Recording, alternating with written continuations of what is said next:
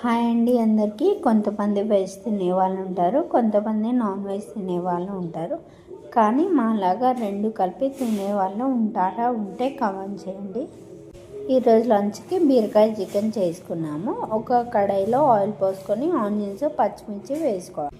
ఇప్పుడు అల్లం పేస్ట్, పసుపు, సాల్ట్ వేసుకోవాలి.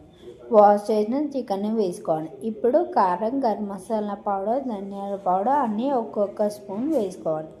చికెన్ ఉడికినాక బీరకాయలు, టమాటాలు వేసుకోవాలి. అన్నీ వేసాక ఒకసారి కలుపుకొని మంచిగా ఉడికించుకోవాలి. అంతే అండి, వేడి వేడి బీరకాయ చికెన్ కర్రీ రెడీ అయింది.